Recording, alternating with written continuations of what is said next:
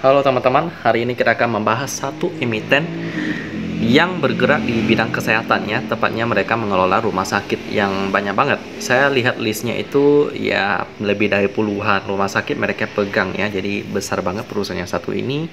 Market cap daripada mereka juga besar banget, 22,31 triliun rupiah. Wow, ada berapa rumah sakit itu? Bisa sampai puluhan ya. Karena untuk modal membangun rumah sakit juga bukan hal yang kecil.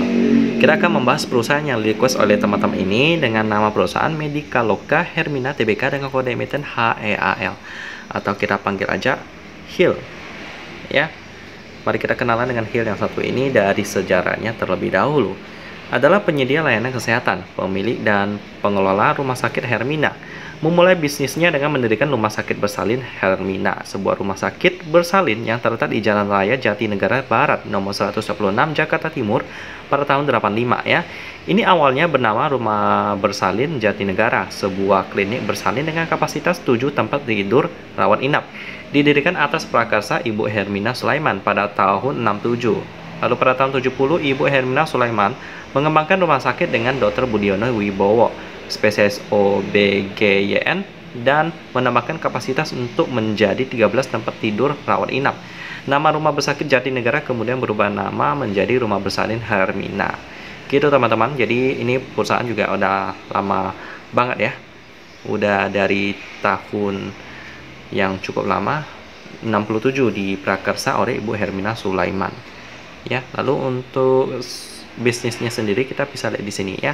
Dari tempat operasinya ya, ada banyak banget, Hermina Academy, Hermina Arkamani ya. Lalu ada lagi Hermina Balikpapan dan lain-lain. Ini banyak banget ya. Saya scroll aja cepat biar nggak terlalu lama.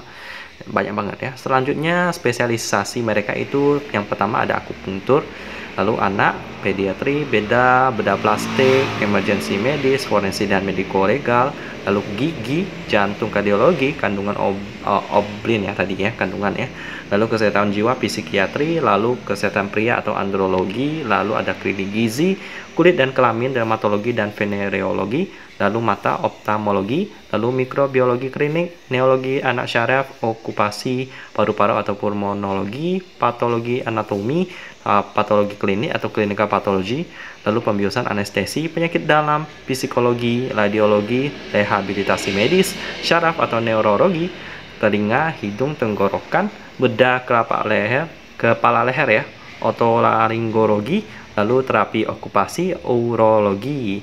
Dan itulah sekilas tentang spesialisasi mereka ya. Ini fasilitas unggulan mereka yang tadi mereka bilang ada gigi spesialistik dan lain-lain ya, semuanya tentang kesehatan pastinya ya. Jadi untuk prospek yang bergerak di bidang rumah sakit ini sebenarnya ya bisa dibilang setelah pandemi ini orang-orang jadi concern dengan kesehatan. Jadi harusnya prospeknya sih bagus sih ya. Jadi kita langsung aja masuk ke pemegang saham yang banyak banget di sini, tapi kita fokus ke dua aja. Yang pertama porsi masyarakat 38,42%, ini masih aman dengan Yurisal Kiat memegang sebesar 11,75% ya. Kita berkenalan dengan Pak Yurisal ini. Kalau kita baca di sini sih aman-aman. Nanti kita langsung lanjut ke key statistik untuk melihat fundamental daripada HIL ini, yang juga sudah update kuartal pertama tahun 2022, tapi kurang menarik sih karena pernya kurang menarik ya, masih mahal. Lalu kita lihat operating profitnya 167,84 miliar rupiah dengan net profit 111,25 miliar rupiah. Ini berarti operating profitnya lebih besar.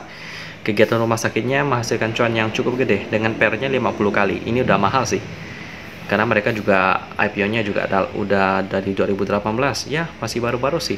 IPO price-nya 3.700, tapi ya mereka pernah stock split ya tahun 2021 sehingga dipecah harganya.